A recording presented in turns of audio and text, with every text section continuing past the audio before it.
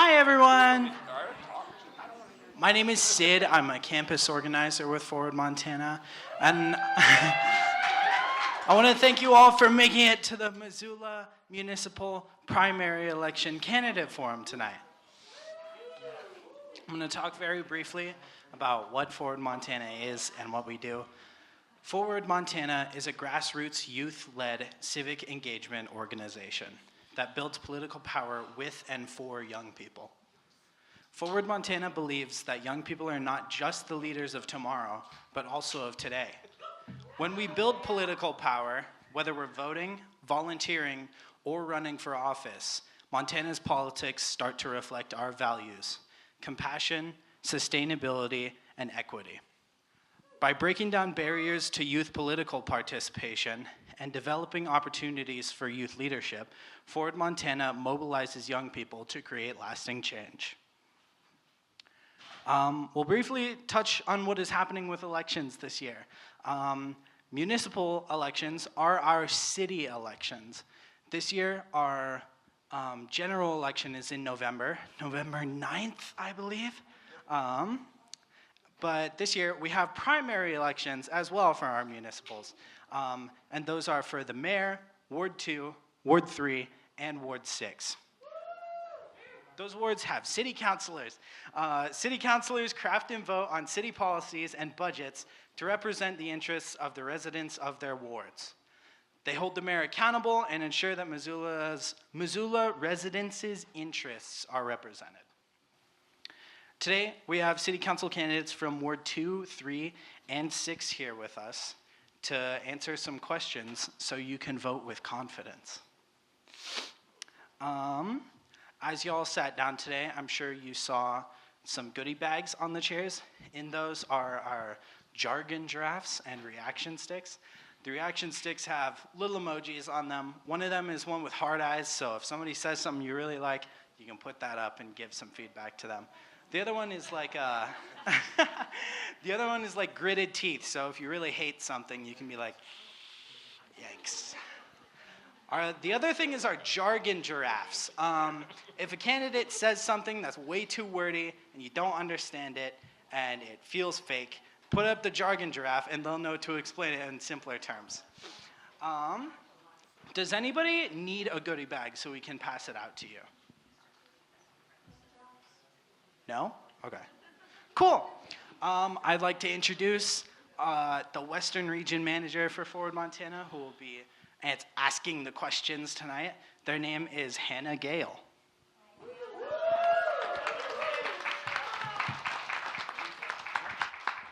Thank you, Sid. Yeah, Auntie E couldn't be here tonight, so now you're stuck with me. Also means I'll be reading off of a piece of paper. But that is a good time. Yep, cool. So we're gonna dive right into our candidate forum from here on out. There's gonna be 3 parts. The first part, our candidates are gonna introduce themselves. The second part, we will be asking some questions, and per the Hot Ones style, our candidates have graciously agreed to eat some chicken as they answer their questions, and then we'll round out the night with our audience question and answer section. Sage up here is going to be timekeeping for us. They have a buzzer. They will cut you off if needed. We have a tight agenda tonight, so we will try to keep on time with that. But without further ado, let's start with our Ward 2 candidates, if you'd like to introduce yourselves and a fun fact. Is this working? Okay, cool. Anyway, good evening, everybody. My name is Hayden Cook. I'm running for Ward 2. Also, I can't see anybody in here, so if you hold up your little placards and I say something wrong, I can't see you. I'm so sorry. But anyway, I've been a lifelong Missoulian and a lifelong renter. I'm a proud dog dad. And fun fact about me, this is new. I love rock hunting. I don't know if that's a thing for some people in here, but I love to go rock hunting and find agates in the river. And that's my fun fact. My name is Tim Garrison. I'm also running for Ward 2, and I also cannot see anybody except for 3 bright lights in my eyes. And so my son lives here in Missoula. My grandchildren live here in Missoula. I'm a fifth generation Montana myself. And I served 28 years in the Marine Corps, and I volunteer with Boy Scouts of America, now Scouting America. And I also volunteer with the American Legion, the VFW, and the Veteran Support Network, and just investing in the country and investing in our community. Thank you. Hi there. My name is Justin Ponton. I've lived in Missoula for about 30 years. So I grew up here, went to Hellgate Elementary, Big Sky High School, went to UM. I'll inject my fun fact here in that I did live in New York City for about 7 years. So if anybody has any questions about New York, feel free to pass them my way. But outside of that, I decided to run to try and affect some positive change. I've been personally touched by, stories from even my own family members and other members of the public who have had to leave Missoula and even Montana in general who grew up here because the costs of living are too high. So again, want to kind of get dug in on some of the things that I know best from the private sector, and again, hope to enact some positive change for everybody. Thanks. My name is Jennifer Savage, and I currently serve as City Council in Ward 1. I've been a Northside resident for about 15 years. I'm running in Ward 3. My family's moving there later this summer. Fun fact, I can milk a goat. A big Nubian. Had to learn that at some point. I've lived in Missoula about 24 years. I grew up in North Carolina in a working class neighborhood a lot like the North Side, so I've been pretty proud to represent that. Yeah, I think that's it. Thanks. Try and put it around the wings. Yeah. My name's Daniel Carlino. Thanks. I'm one of the Ward 3 City Council members, and I got into politics through activism. Specifically, first got inspired through climate activism, just knowing that the future for young people is looking really uncertain in so many ways. We're having a hard time trying to afford to live here. We're watching the environment and politics crumble in front of us, and I just thought we need to stand up and do more and push our government in the right direction. So I've been trying to do everything I can on City Council to introduce a bunch of policies that I think a lot of my constituents would like to see to try and keep this place affordable and do everything we can to protect our environment. I'd say my fun fact is that I've got 6 pet chickens, and I'm a proud chicken dad to Reddy, Freddy, Betty, Terry, Jerry, and Chef Piccolo. So, yeah.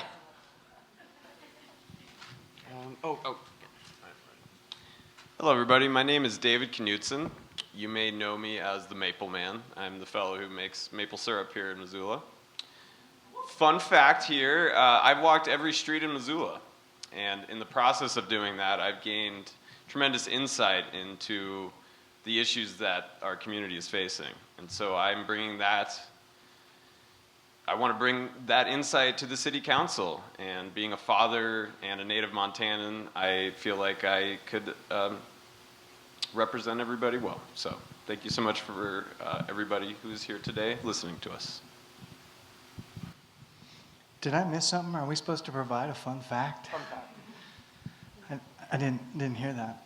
Hello, everybody. Thank you, everybody, for coming out. This is a pretty fun event. My name is Sean McCoy. I am one of your local farmers here in Missoula. I run Frank's Little Farm, which is down in the River Road neighborhood. That's my family and I run that. And let's see, I am originally from Pocatello, Idaho, not too far from here. I am also a veteran, go Navy, and have a long history with activism as well. I've spent my entire life, I feel like, serving my community, whether it's from the military, fighting fire, activism, college, and farming being one of my biggest, public service endeavors. And I am running for city council because I feel like I am ready to get back into the fight and that I have a lot to contribute, and I want to help bring about some lasting change to our city, state, and nation.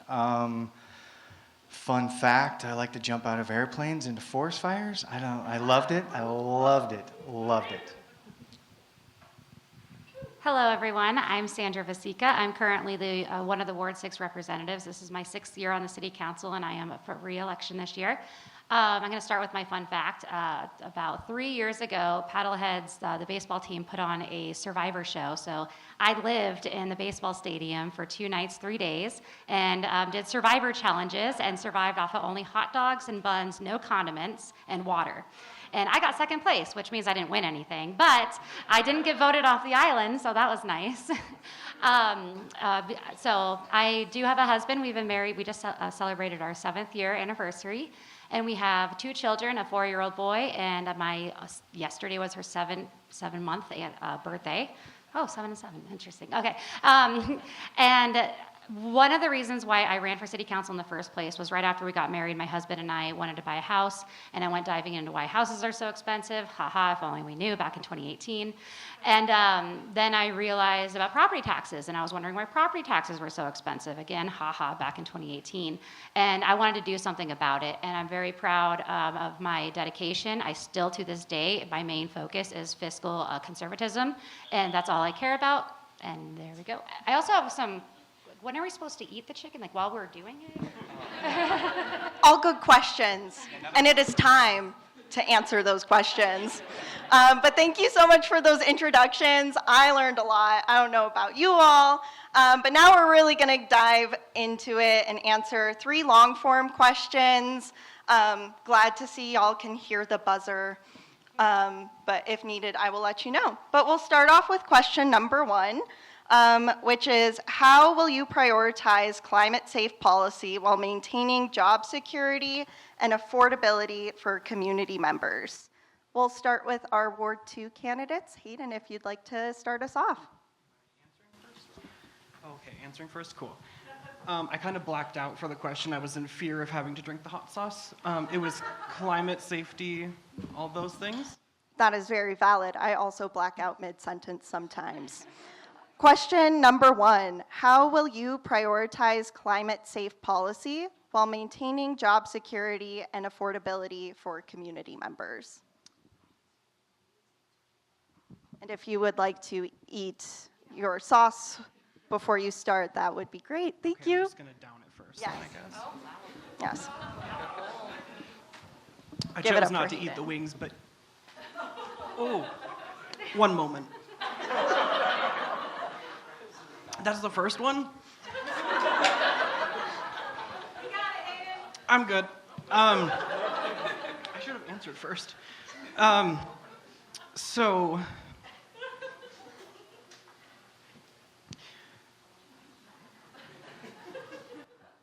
Let's give Hayden a round of applause. Thanks so much. For this question, I don't think that we necessarily need to pick or choose between climate policy, climate smart policy, and preserving jobs. I think there's plenty of jobs in green energy, and I don't think that Missoula going down the route of being green and reducing carbon emissions and managing waste services necessarily is going to lead to any instability in the job market. In fact, I think it would boost the job market and make it more secure for the future. And then as far as keeping up with affordability, I do think that if we managed our waste services better, and I don't mean just like trash and recycling and composting, but also the way that we manage our wastewater. Oh, is that the flash to stop talking? Oh, gotcha. Okay, well, I'm about done, so that's good. But yeah, I don't think that we necessarily have to pick and choose between climate and affordability. I think they can absolutely go hand in hand. So do I eat 1 or 2 chicken wings? So your first one closest to you, however much you Okay. can do, yeah.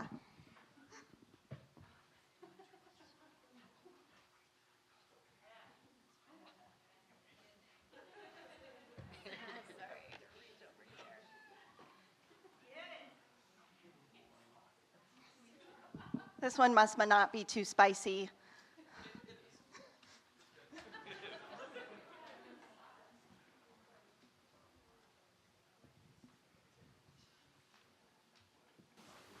So I think currently the city has some great plans in the future as far as the bus system and going to more climate responsible ways of moving people around the city via mass transit.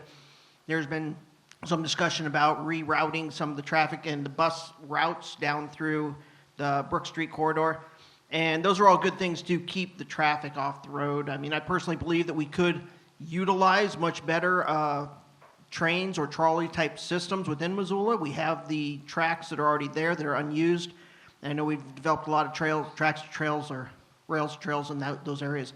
But when you talk about 23,000 cars a day moving back and forth between Lolo and Missoula, that is a major concern in the amount of environmental impact we have there. As far as the river systems go, throughout Montana, throughout the United States, we have a lot of dams that slow the water, that warm the water throughout the summertime. And we require those for electricity. There's a lot of power plants that are still running off fossil fuels that are required for electricity. The hydroelectric dams stop the fish from being able to spawn successfully. And so there's a lot of different things that we can improve, but electricity is not going away. We just have to be more efficient in what we do, and investing in things like solar power and wind, generation of electricity, things like that, we can be more responsible. I think those just lead to creating jobs, and I don't think that's necessarily a bad thing. Thank you for that. Justin, it's all you. I'm going with the one bite approach here. Tim's, I can't follow that up.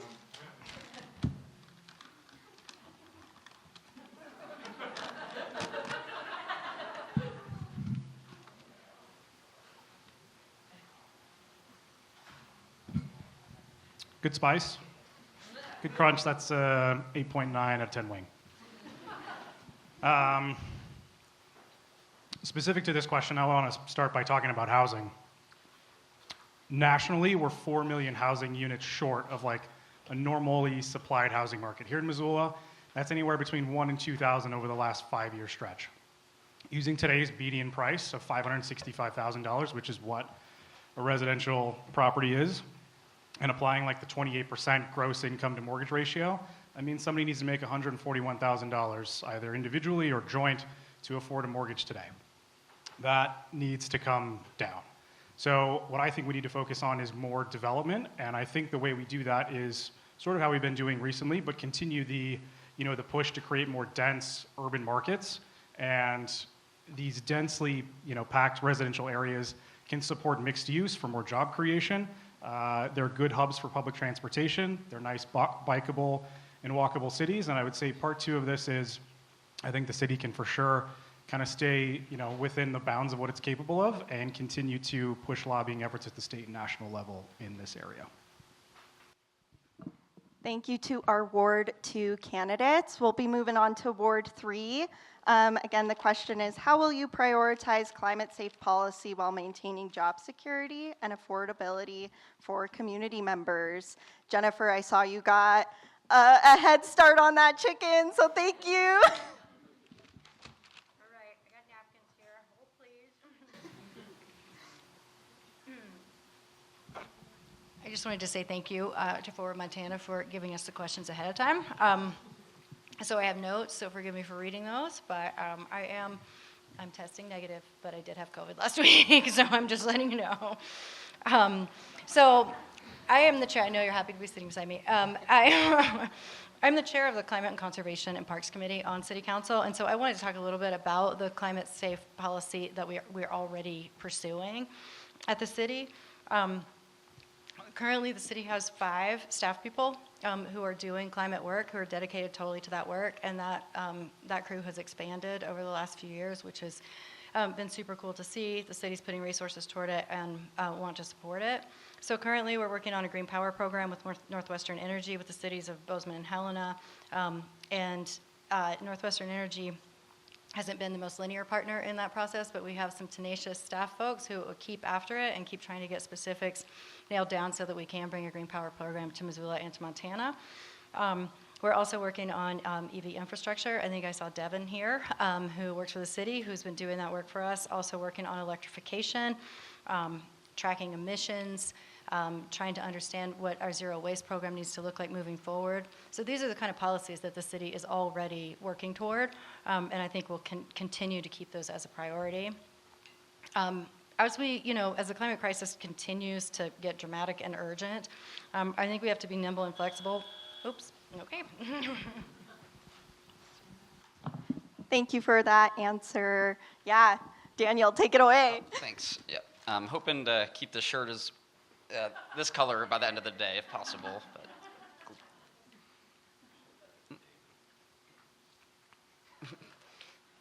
I'm not gonna name the chicken wing, but I hope these chickens lived a happy life for sure.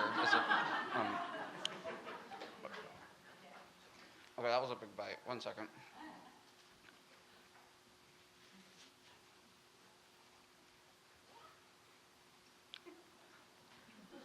Justin had the right idea. Just take one small bite. So the climate crisis, I think, is the issue of our era, of people that are alive today. Like, we're seeing natural disasters happening at unprecedented rates and more extreme, like with the wildfire smoke that we're seeing in town, hotter, drier summers, the storm last year. Things are just going to get worse if we don't get this thing under control. We're facing the sixth mass extinction, where we're going to lose the majority of our species on our planet. This is the #1 issue in my mind, and we must do everything we can to put our planet and people's lives and wildlife over the pursuit of profits, and change the system as fast as we can to get off of fossil fuels as a society. Climate activism is why I got into politics in the first place. And I think the city's doing a great job with what we've mentioned, but there's a lot more that we can do. For example, things that I've been pushing for on city council is to try and get us away from our car-centric society, where you can have mixed-use neighborhoods, allow for coffee shops, daycares, grocery stores within neighborhoods, make it easy for people to walk and bike places. I push to get rid of mandated parking spots where you don't have to fill a bunch of concrete every time you want to build something, but rather you can choose, do I want a garden, do I want this? And then I've been working to protect our open space. And, there's a lot more that I'll be pushing for on there, and you all can count on me to do everything I can to make sure that we get this issue under control for the sake of future generations.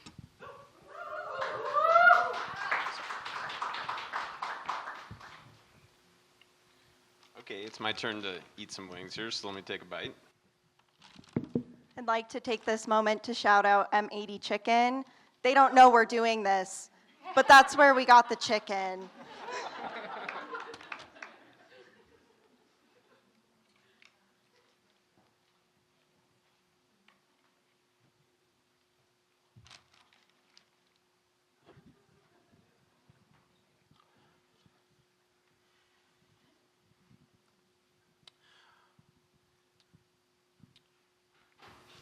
As one of Missoula's local tree experts, I've come to have an understanding of how we can better our urban canopy. And that is one of the things that I see that we can do better in Missoula. Because, let me put it this way, is that we need to work with the resources that we have.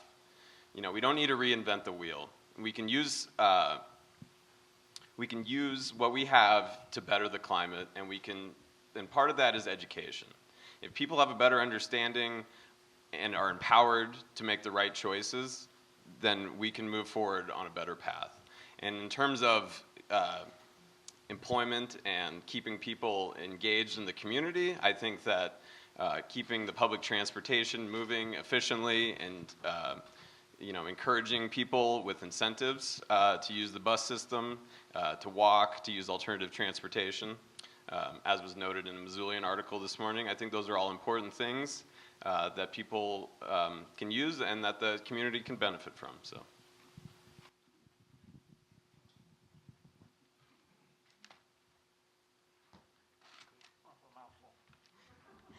Thank you to our Ward 3 candidates, and we'll wrap up here with our Ward 6 candidates. Sean, when you're ready, take it away.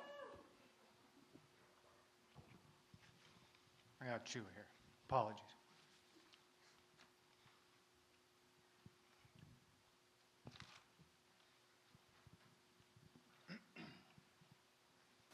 It might take longer waiting for us to eat than to get our answers. Okay, so when it comes to our climate policy within the city, I really feel like we have really pretty good policy. We have a lot of policies. And, the 2015 growth policy, which is a real beautiful reflection of our citizens' priorities and what they feel about our community and what they want, that's all laid out in there. So I would continue to support the policies we have, and if I could do anything more, it would be helping get agriculture in the minds of our, fellow councilors and the mayor more. I would be fighting for more agricultural protections. And really, on this local level, our issue isn't making gains, it's the roadblocks that are continually thrown in front of us from our leaders on the state and national level, right? That's where we're running into our biggest problems. We know how to solve these issues. It's just we have a lot of people that don't want us to solve these issues. So affordability and sustainability will come if we're able to work towards our goals. We'll create jobs, we'll be more sustainable, even conservative people see the value in recycling and doing the right thing for the environment, right? Everybody can agree on simple things. It's not until you get to the who did it that people start to discuss things differently. Thank you.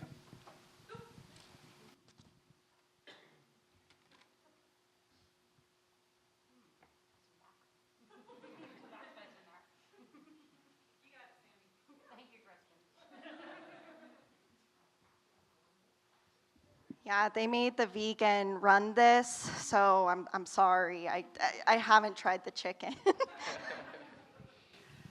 That was Kristen, my current ward mate. I agree with a lot of the folks that spoke tonight about this. With what Jennifer said is we do have a tenacious staff. We used to have a climate and energy sustainability team. I can't remember what they were actually called, but it was started in the 90s, I believe, or early 2000s. And what the current mayor was doing was going through all the boards and commissions, and she noticed that with that current board, with the Green Energy Board, that created at least 2 full-time positions. So there was no longer a need for that. And so with those 2 full-time positions, we were able to save money and keep the Green Initiative going. And with our staff, I am very happy with our staff that is doing it, because we do have initiatives going for individual level saving energy and biking or busing. We have Missoula in Motion. They provide initiatives and rewards for folks that do go out and commute, or commute via carpool, or commute via bus, or commute via bike. I've actually started using it because there's a bus stop pretty close to my house, and going to the fair all weekend long, it goes right to the fair bus stop. It's actually very convenient, and it took me about 10, 15 minutes to bike here from my house, and I've never I realized that before, but now I'm trying to lose the baby weight, so I got to actually do it. And I have agreed with Daniel with a lot of things, including the mandated parking spaces and getting rid of that regulation, because that just not only doesn't help with affordability of houses, but it's also green spaces, and also AI takes up too much energy, and we need to be very aware of that. Thank you all so much. That was our first question. For our second question, we'll be starting with Ward 2 again. This time we'll go Tim, Justin, Hayden.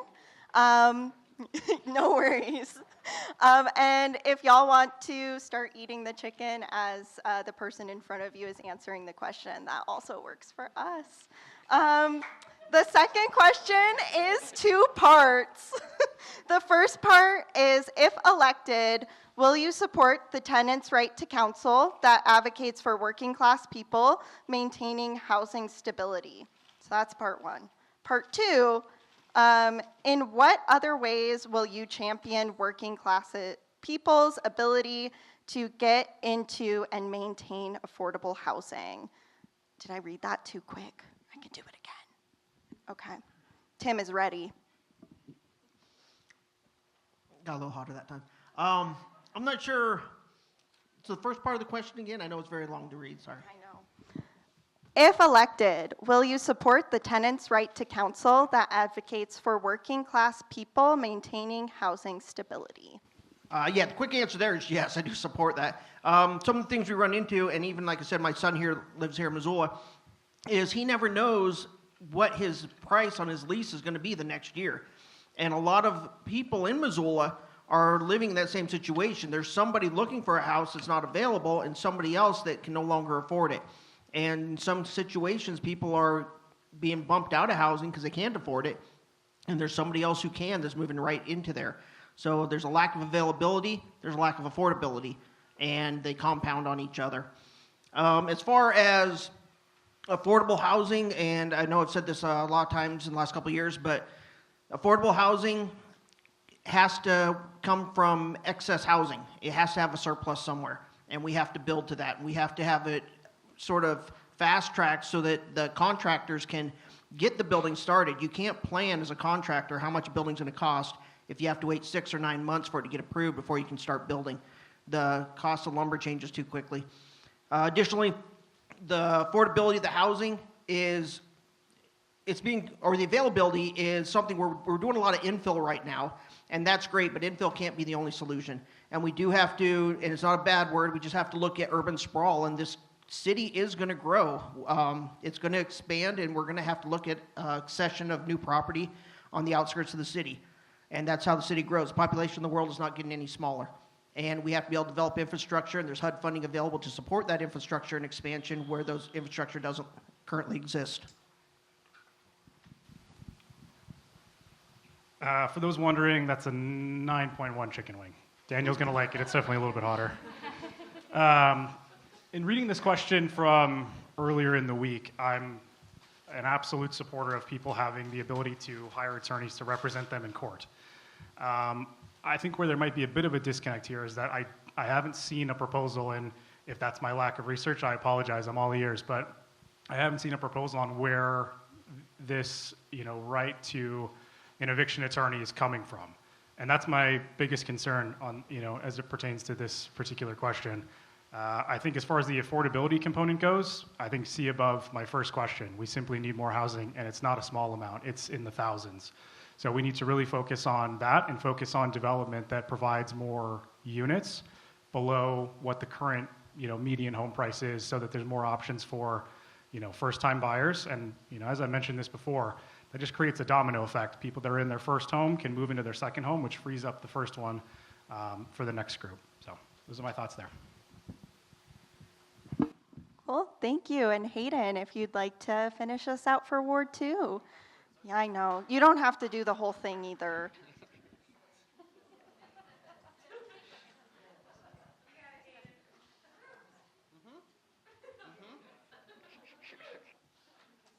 And you're finishing that?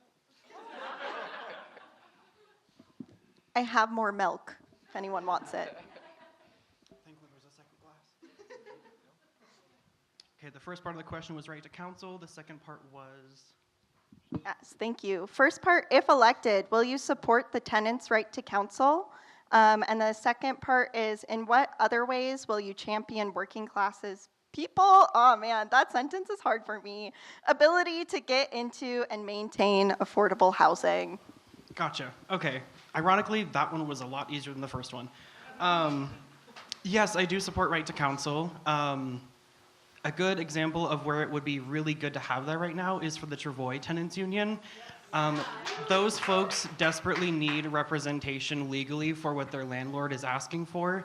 And it's not just them, it's other trailer parks around town, other apartment buildings across town. Anyone who's renting should be able to have right to counsel, because damn well the landlords do.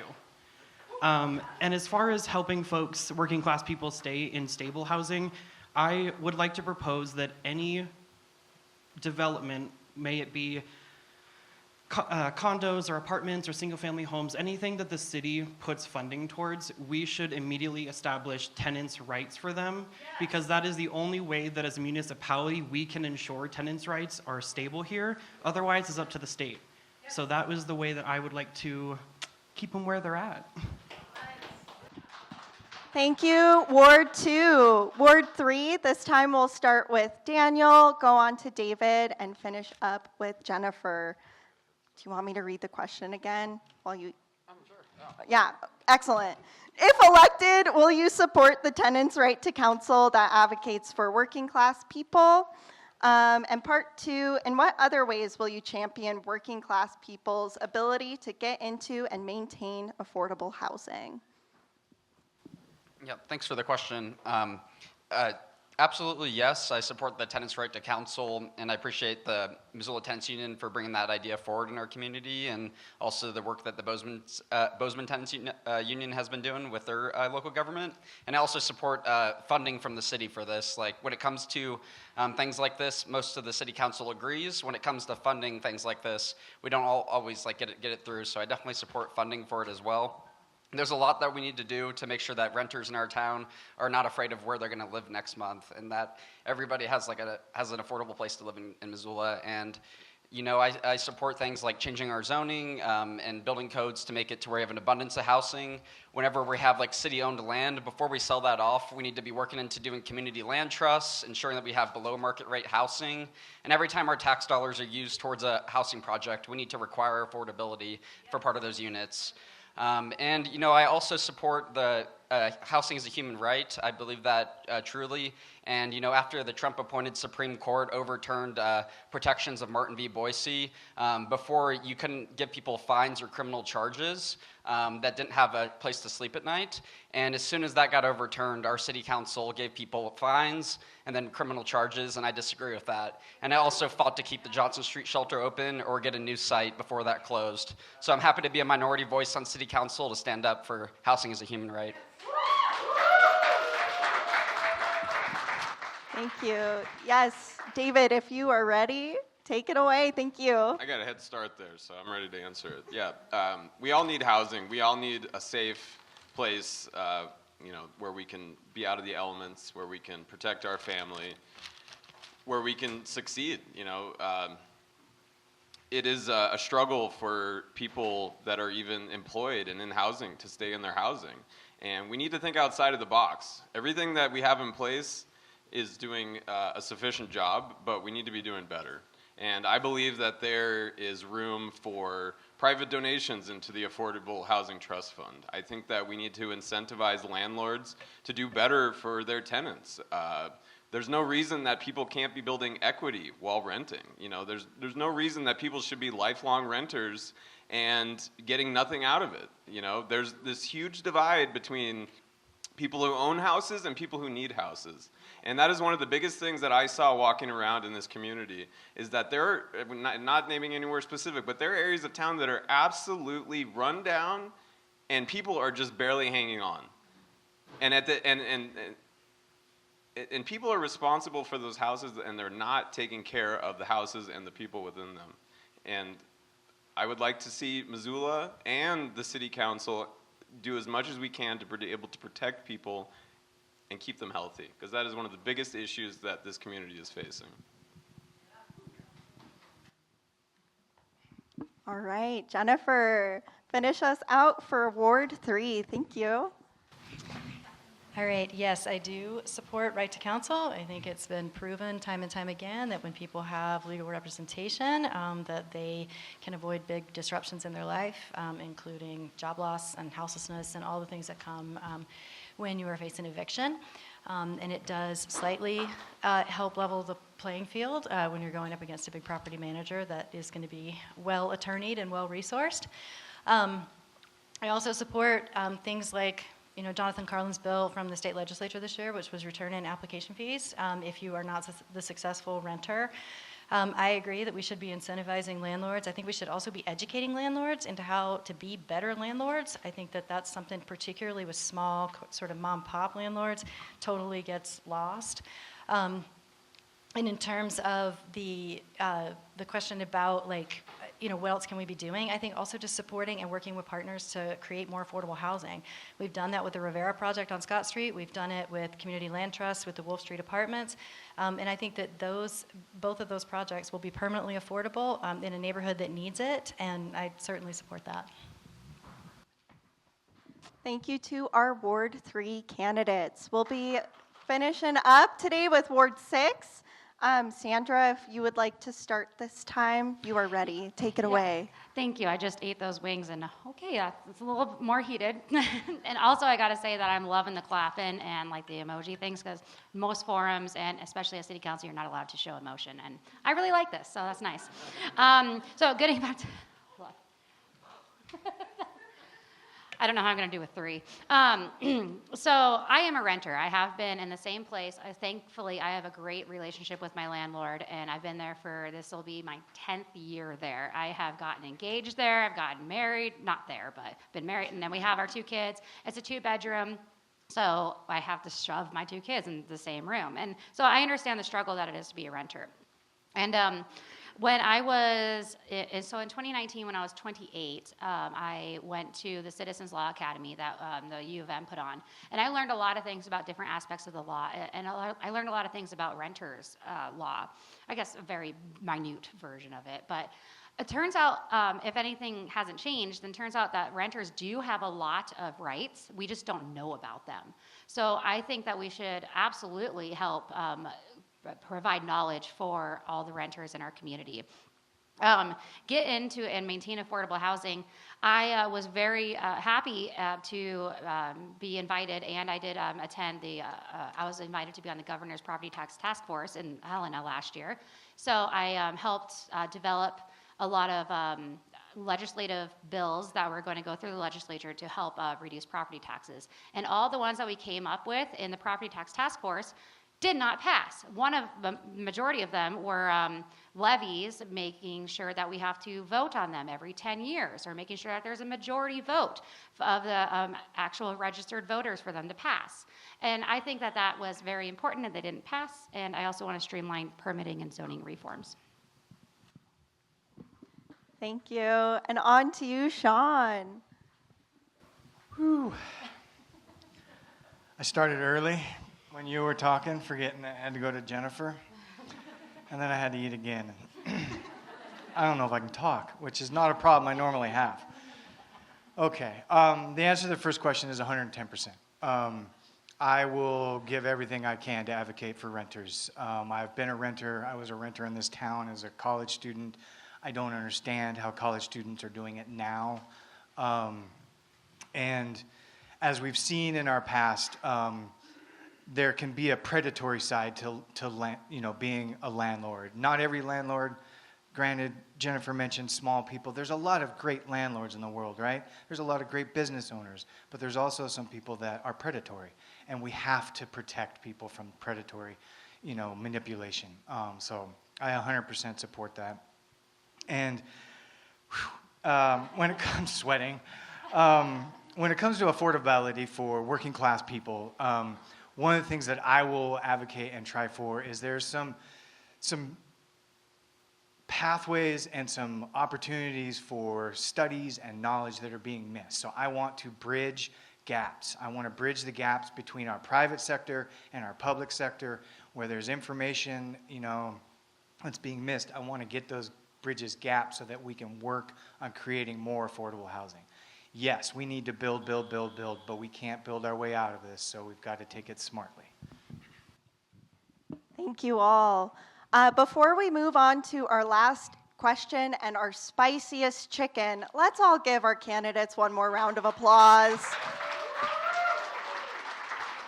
We really appreciate y'all being here and doing this. So our last question, we'll start with Ward 2 again. Justin, I am looking forward to your spicy assessment. And we'll start with you, go to Hayden, and finish up with Tim. Our last question. Gen Z and millennials in Missoula face many barriers to civic participation while also balancing their school and work obligations.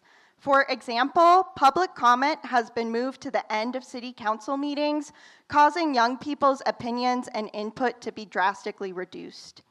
How do you plan to address these barriers to local civic participation? Justin. I'm going 9-6 there. Now I can definitively confirm I think mine were out of order. That was for sure the best and definitely not the hottest, but very good.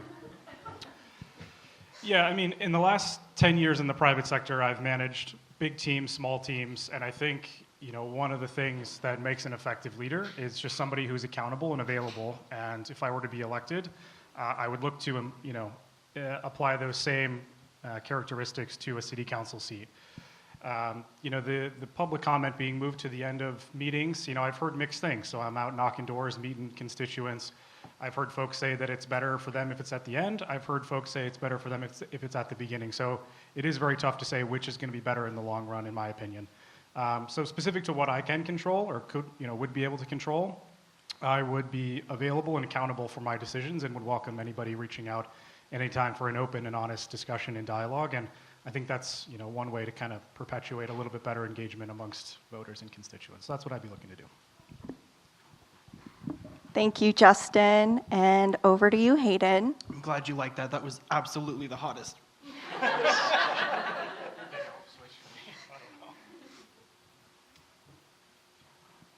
Okay, anyway. Got this. Oh, I'm good. It could be worse, I suppose. Youth engagement. Sorry, I lost it. No worries. How do you plan to address barriers to local civic participation? Yes, of course. So I think, from my perspective, I just turned 24 this summer, so I'm not too far removed from high school or college. And growing up in Missoula, going through high school, I genuinely felt left behind as far as like how to be an adult, how to go about life, how taxes work, how any of those numerical things or budgeting things go. They don't teach you that. And they kind of just spit you out and expect you to figure it out. And I really do think that Missoula, in partnership with the school system and the city, could do a lot more to educate young people and involve young people.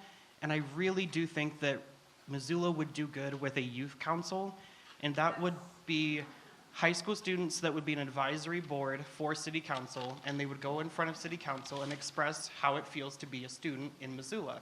It would give direct input to council on things like cell phone bans, vaping in school, which we can all agree they don't need to be doing that anyway. But also things like start times for school. There's been a lot of research around start times for school having a really huge impact on graduation rates. And other things for youth, I think the youth just needs to be appreciated more, not just when they're able to vote or when they're able to donate to candidates, but where they're at. When they're 15, 16, 17, they're driving, they have jobs, they have bills to pay in some cases. I surely did. And it would be really great for us to have an outlet and a resource and places to go to express our feelings and our frustrations. And Tim is going to be our last candidate from Ward 2. Thank you all.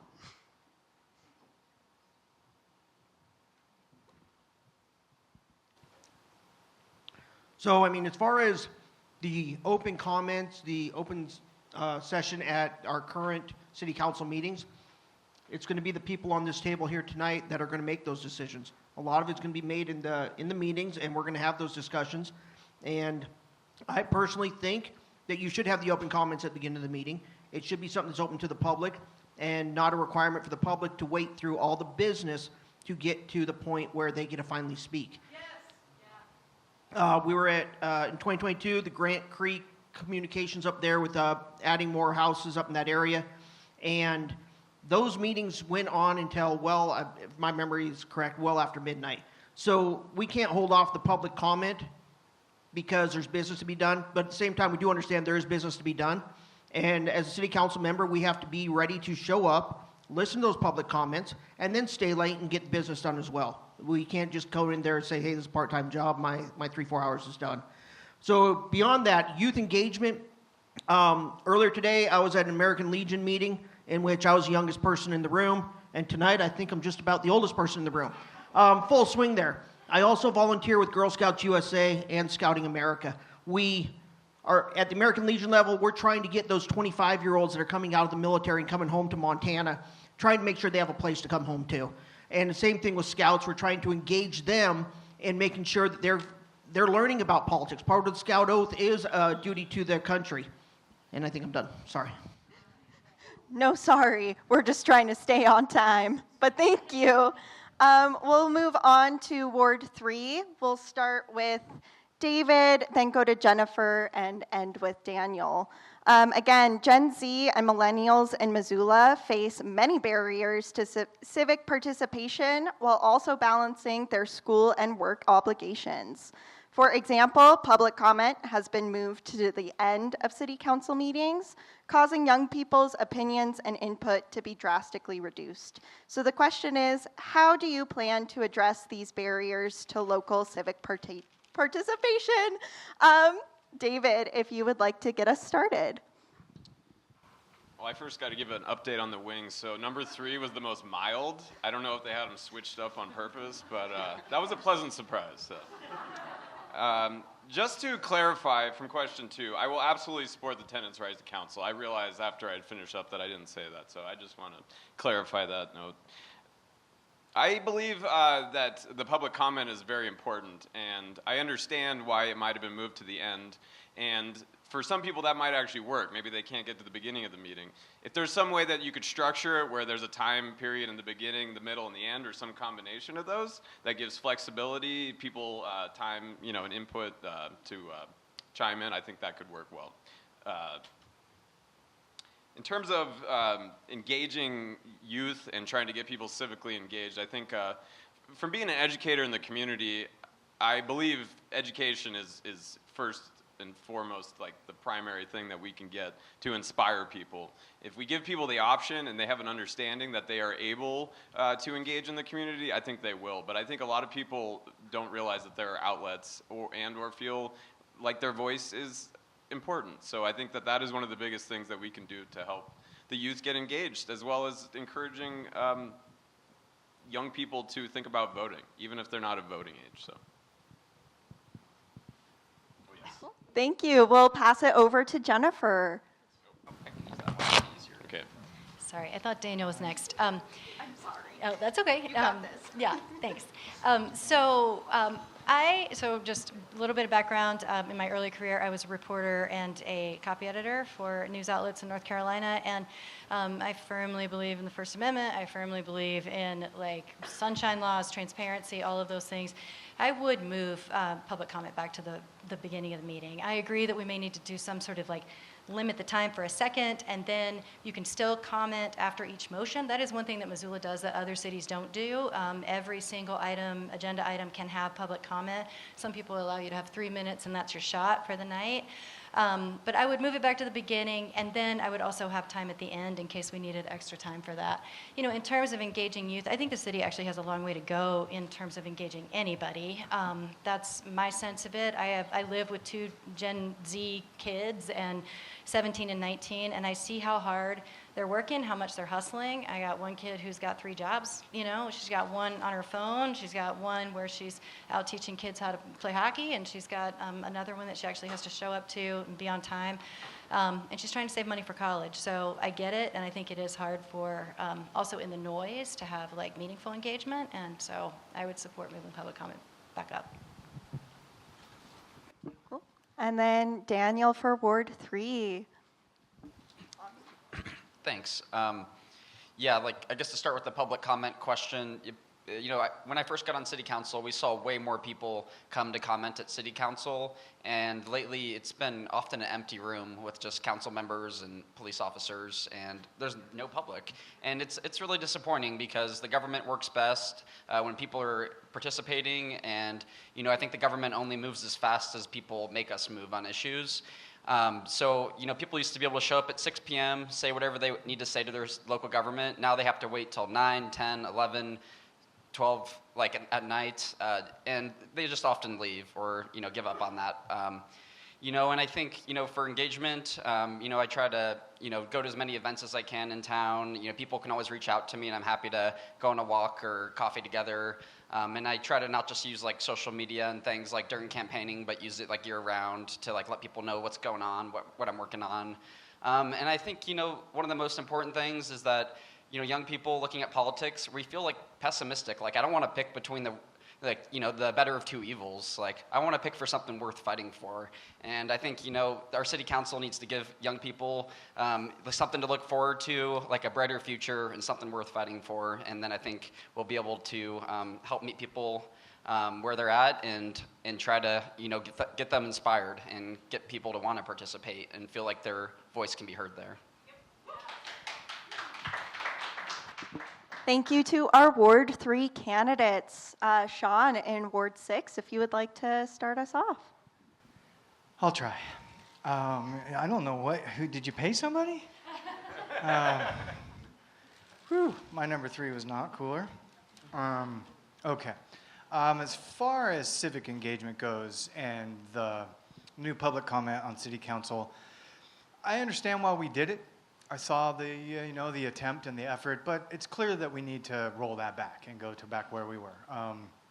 I personally believe that for those of us that are lucky enough to get elected, we are public servants, and our time is sacrificable. Our citizens' time, however, is not, because they are the ones grinding it out every day, and we should be there to listen to them first and foremost. As far as like civic engagement for the youth, first and foremost, I believe in leading by example, right? Like, it's not easy to be engaged in this country.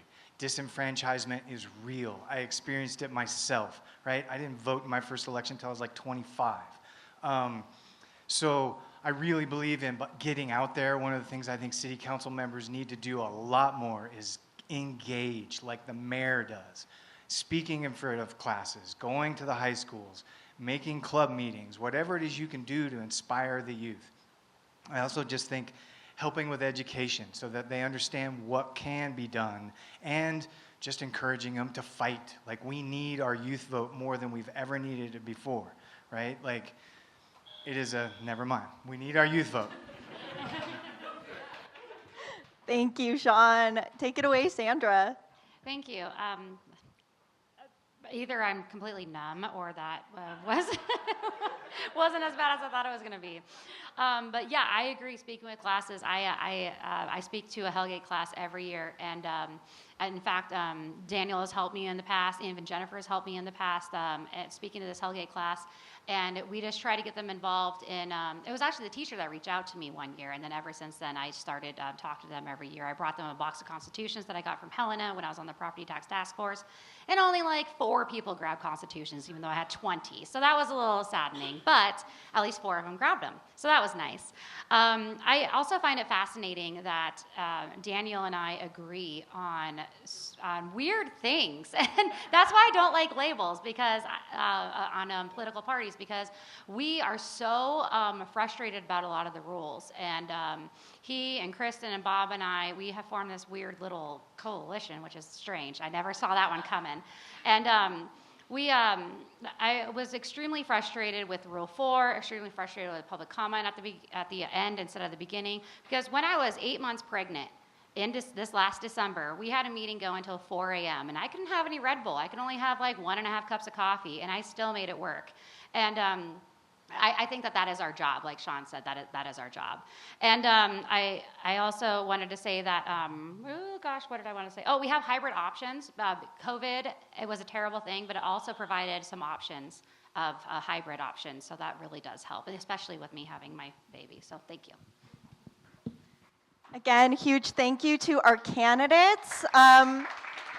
We do want time for you all to ask questions, so we're going to take a 5-minute break.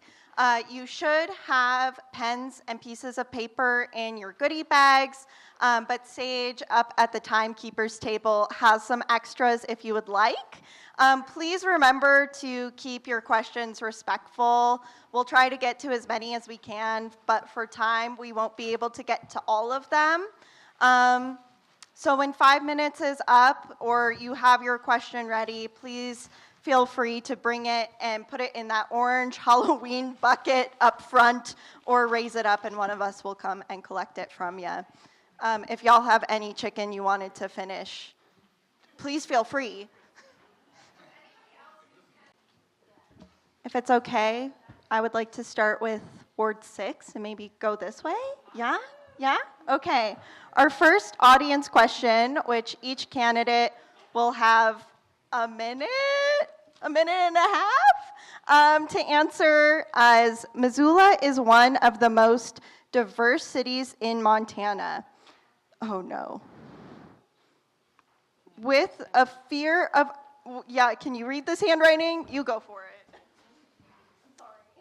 Missoula is one of the most diverse cities in Montana, with fear of ICE and a threat of ending birthright citizenship, affecting Missoulians. What is your relationship to anti-racism advocacy? What is my relationship with anti-racism advocacy? Is that was the end of that? Oh, okay. So yeah, Missoula is extremely diverse, and I never thought I'd be this organic in my life, but I do go hunting, and I go hunting in the Big Hole, and that is where I see a lot of Spanish-speaking individuals that do not speak English, and they work on the ranches there, and they're there with their proper visas and proper cards and for everything with that, and honestly, I think that if you are a legal citizen, you shouldn't have anything to worry about, because we as Missoulians we are very accepting. And so I see a lot of jeering, and that's okay. I am okay with that. But I think that if you're here legally, I don't see what the issue is. I understand how it could be scary to some individuals, but I think that fear is given from like the current news that's going on and what's going on nationally, because right now, like, I have a great relationship with the police department, and I don't know anything about ICE that's going on. I know. Oh, I still love this, even though it's against me. I think that it's a lot of fear that is unnecessary, and I think that if folks really want to make a change and really want to make people feel very welcome, then they would just continue being the welcoming Missoula that they are. I mean, this isn't a local thing, and even if it was, I know I'm not doing a very good job, but I still stand by what I said. So I think that I think that folks, yeah, I guess I'm done. No worries. Thank you. And we'll move on to Sean. Thank you. You did just fine. Don't worry about it. Don't worry about it. So let's see. Missoula is a diverse city, and I think it's one of our better qualities, and one of our best qualities, and I think it's one of the greatest strengths that our country has.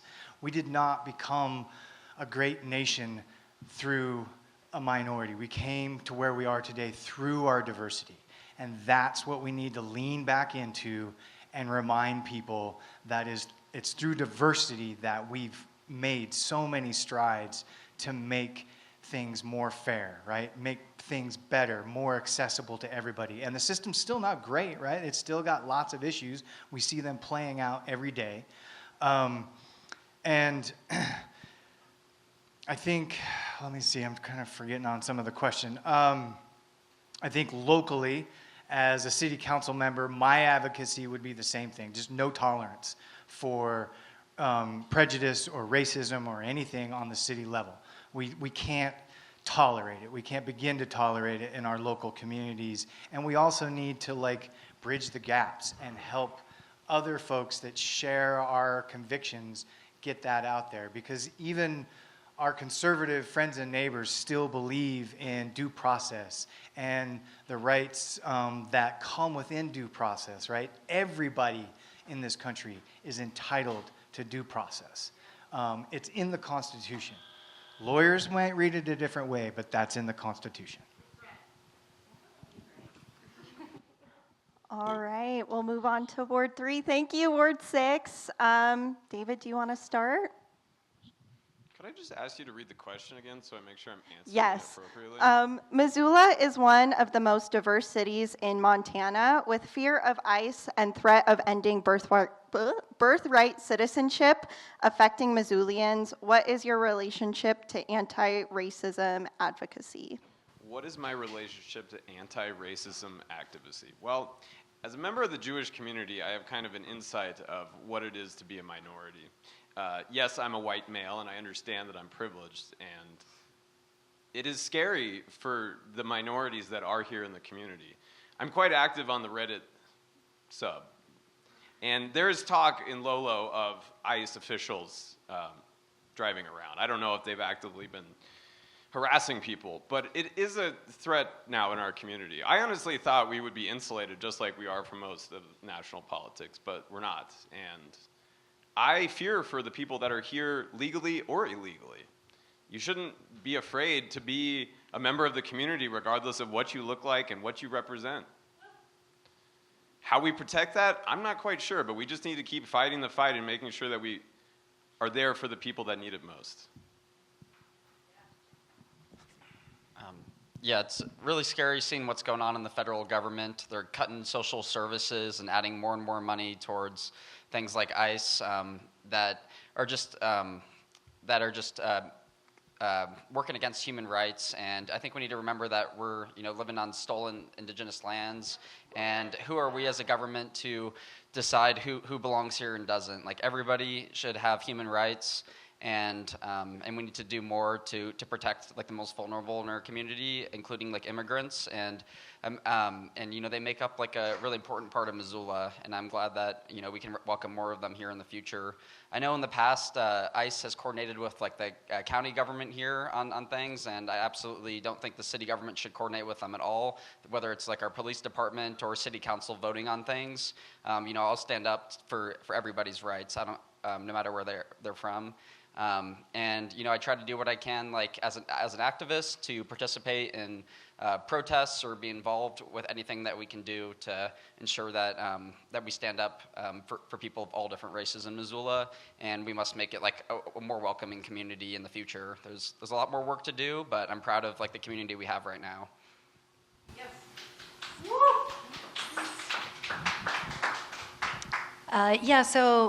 My career, I've spent working in communications, and in 2017, I had the chance to work with the Headwaters Foundation in building their communications from the bottom up.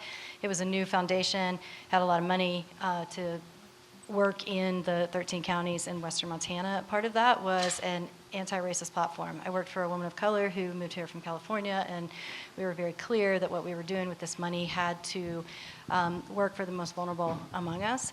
And so there was a 5-person team, and we worked very hard to make sure that all of our grant making, all of the money that we sent out was included, like our indigenous community, and made sure that that was the first lens that we looked through when we were putting that money out there. I currently work at Missoula County Public Schools, and we have terrified children, and we have terrified teachers, and we have terrified parents. And one thing that I've been super grateful for is working with an administrative team that is basically like, we will bar the door. Like, we will stand in front of the door, and we will not let them in. And I've really appreciated that about the people that I work with, and I've appreciated that spirit. So. Thank you to our Ward 3 candidates. Yeah, Justin, if you would like to start for Ward 2.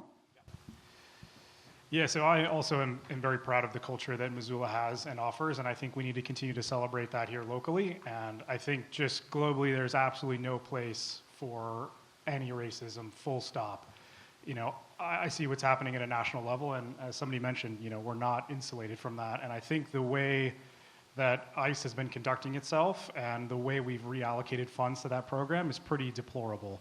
I think I read, apologies if this is a misquote, but I think now the Department of Homeland Security and the ICE team specifically have a bigger budget than all of the defense budgets for every country in the world except the US and China.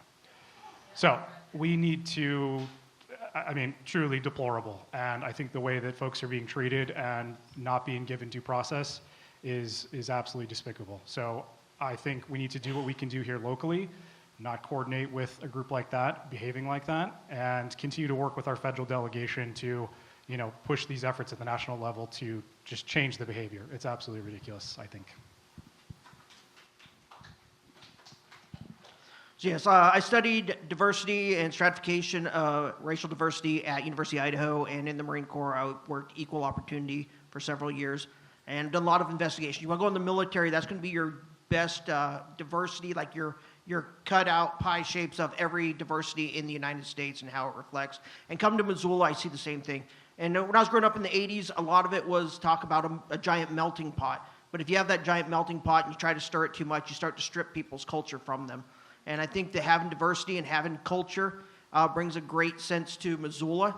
And it's necessary for us to have diversity in our thoughts and in our decision making, and also in our, everything from our restaurants to different opportunities for education in the area. As far as race, there's no such thing as race. It's a human race, but racism definitely does exist. And when I was in the military and when we first repealed Don't Ask, Don't Tell, and our commanding officer brought us in and says, there's going to be, LGBT in the Marine Corps now. And it's like they've always been here. We just weren't always on the same witch hunt. And it's the same with this. There's diversity here, but we're not all on this witch hunt. And I think that we need to make sure that we protect our fellow neighbors and our fellow citizens and stand up for them and be a voice. I'll just echo a lot of what everybody else said. It's kind of hard having that question being the last one to answer. I guess just from my perspective, I don't have any respect for the way that ICE is conducting itself. I don't have any respect for the way this administration has funded them, the way they're able to be masked, unnamed, unbadged, go wherever they please, take whoever they please. And there absolutely is a fear for citizens and immigrants alike. We have already seen numerous cases throughout, I believe, LA, probably other places, that citizens have been detained and apprehended by ICE and or deported by ICE. And it's just, we are not insulated. Missoula has been found. It was found very clearly in COVID, and now everyone's coming, the city is growing, we're becoming more diverse, and attention is being put on us, and we absolutely cannot work with them in the state they are in. If elected, I will never, ever support ICE in the way that it is right now. And our county shouldn't, and our state should not either. We're going to do one last audience question. Again, in your goodie bags, if you did not get your question answered, there's some links to our voter guide that will be up later this month, and contact information for candidates and where to find more information about all of them. This time, can we start here and go down this way? Sorry, Ward 3, you're always in the middle, but we see you. Our last question. Do you support or oppose Ordinance 1260, criminalizing public homelessness? Why or why not? No. Full stop, no. As a youth who has experienced homelessness before and housing insecurity, I can't understand what the rationale is to say someone is struggling, someone has mental health issues, addiction issues, medical issues, they came on hard times. Sometimes there are vets that come back from service and they no longer have a secure home, or they're not getting services they need. There are so many specific scenarios in which people find themselves out of homes and not able to get into secure housing. Making it more difficult for them to get back just doesn't make sense. It's counterproductive. It puts more of a strain on public services. It makes it so much more difficult to get them where they need to be and where they deserve to be. I would 100% back repealing that ordinance, and anything that fines homeless people, that takes their vehicles from them, which in most cases are their homes or where their belongings are secured. It baffles me.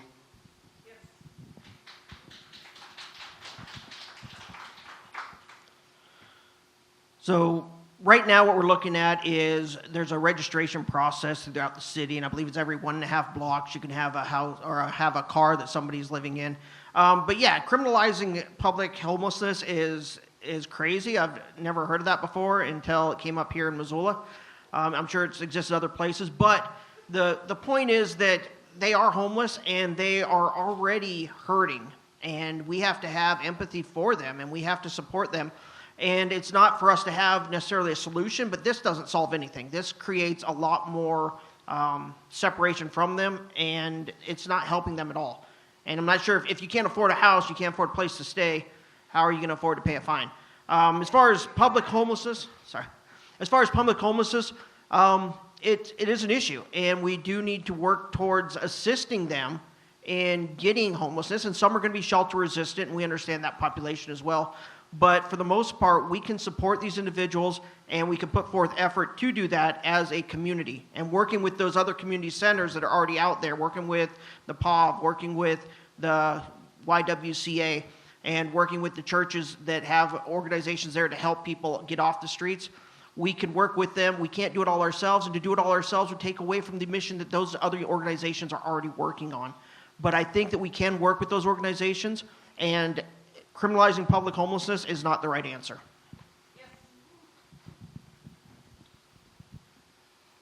Yeah, so for this one, I think this is obviously a fiercely complex issue, hence all the debate that took place last December when we were talking about this.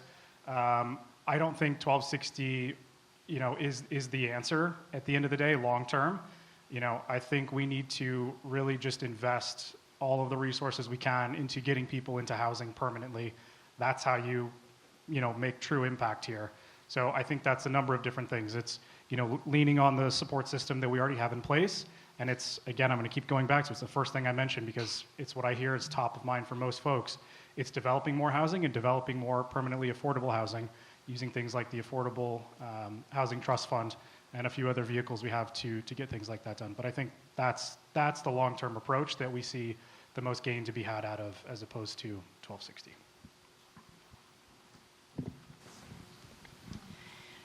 So I voted for 1260 the first time, and I voted against it the second time. We heard it twice. We heard it once 2 summers ago, or last summer, and then we heard it again in December. I voted for it because there were a lot of whereas clauses in that ordinance that promised a lot of things. So there was going to be sharps containers, there were going to be bathrooms, there were going to be services for homeless folks. There was a lot of promises in there, and that was the reason that at 4 a.m. when we finally got around to the final vote, that tipped me into the yes column because I really wanted those things. I wanted that support system for our homeless community. And then when it came back in December, I voted against it. And I voted against it because of the fines. I voted against it because it does criminalize homelessness. I voted against it because all of those things that were promised in the original 1260 didn't come to pass. And that was really frustrating for me. So I agree with Justin. I think that really what it is getting people housed. And I think that's what the mayor's housing sprint has been an attempt to do. I'm not sure that it is the total answer, but I think that it is getting people into secure housing is really the first step.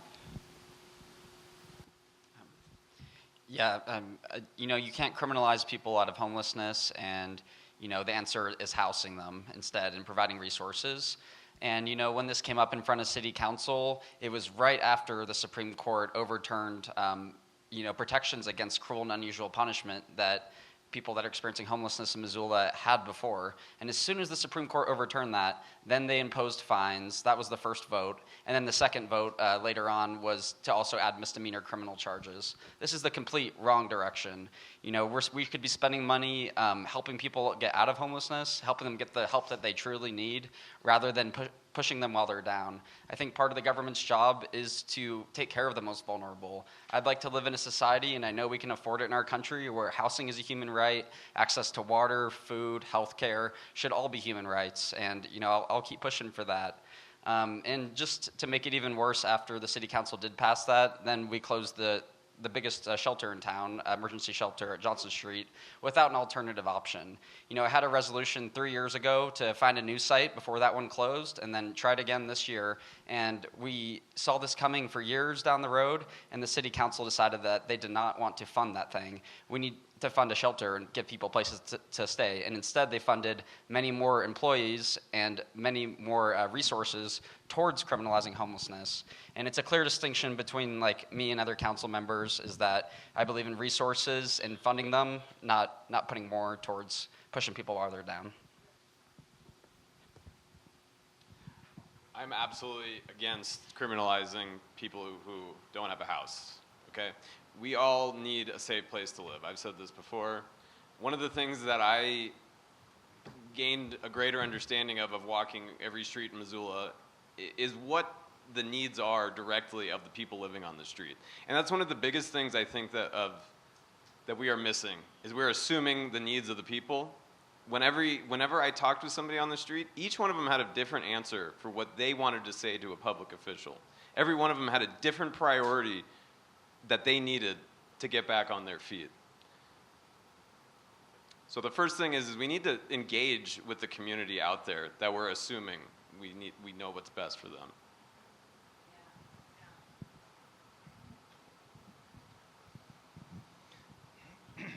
Okay. So in regards to 1260, the final iteration, I definitely oppose. I oppose criminalizing homelessness in any way, shape, or form. It's fiscally just asinine, right? Because it's the most expensive option. The most expensive option. We've proved that out 50 years of putting people in prison. So we know that. It's a given. And it's morally bankrupt, right? These folks are suffering. We need to help them, not criminalize them. And in that regards, I have been looking at this issue for years now. The Johnson Street shelter used to be in our ward. It got edged out in the last census, but I kind of feel like we're making some mistakes. Some of the ideas that I have is, I want to bridge gaps with public and private again, and also I want to investigate smaller shelters. One of the things that we see with our large shelters is also a large impact from the community in the shelter, right? So if we take our shelters and go from 150 beds down to 10 or 15 beds and then spread that all throughout the valley and the city, then we have a much smaller impact from the community in that home, and we have the ability to diversify our response to those community members. That, in my opinion, is the way to go. Of course, the hard part is funding, right? Where do we find the money? And that's where, we're all trying to get elected so that we can go hunt for that money. So one of the things that happened with 1260 was the creation of the VPP, the Vehicle Permitting Program, which I'm very happy was included in 1260. There have been a lot, and another thing that has happened with that was it builds parameters around urban camping. It does not outlaw urban camping, it builds parameters on it. And I have defended the vehicle permitting program to many of my supporters, to many of my friends, many of my family, because I believe in it.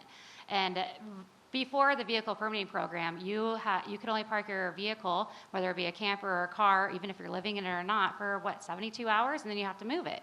And that is not sustainable, especially if you're having a family and you are down on your luck. And one of my really good friends' parents reached out to me. They were very upset about the vehicle permitting program, and I said, I am going to defend this. And so I reached out to Charmel Owens, who is in charge of the co-compliance, and I said, hey, I just want to get some numbers. How is this working out? Because I feel like it's growing great for the community. And this was just last week. 87 permits were issued. That is helping 193 people. And the majority of those are families with young children. And so that is why I did support 1260, among other things. And there are things that I did not like about it, but that is the main thing that I do like with it. And that is 193 people that we did help. Again, thank you to all of our candidates who came and sat in the hot seat, both literally and metaphorically. Before you leave tonight, I'm going to pass it over to Sage to let us know about some important upcoming dates. But again, thank you all so much. Whoa, okay, I'm gonna kneel or whatever. Yeah, thank you guys for all of your questions, for staying with us through the night. Thank you for your participation, for all of the candidates. Thank you to the ZAC for hosting, MCAT for recording. If you guys wanna watch this back later or tell all of your friends about it, please do that. Thank you, Montberg, for tabling. Yeah, so important dates to remember. We've got the primary election coming up on September 9th. Right now, if you need to register to vote at your current address or in general, you've got to go to the Missoula Elections Office at Russell and Wyoming. Ballots are going to be hitting your mailboxes August 20th through the 25th, so be on the lookout for those. Know that with Ward 6, there's 2 different seats going, so that's why some of the candidates, part of Ward 6, are here, and some of them are not. Different ones are in the primary election and not. Okay, I'm like speeding through this, but I hope that if there's one thing that you take away from tonight, it's that City Council and the Mayor, they work for you. They're normal people that you should not be afraid of contacting. Reach out to those emails that are in there. Ask them questions that are important to you. Let them know what will make you or not make you vote for them in the primary and then the general election. Oh, thank you. Come in person Monday nights to City Council and let them know what you think. This is critical, and we need to have more participation in our local government. These political systems are designed to intimidate you, and do not let that work. Please, please participate. Yeah, thank you guys for coming. Good luck to all of the candidates, and happy voting to all of you.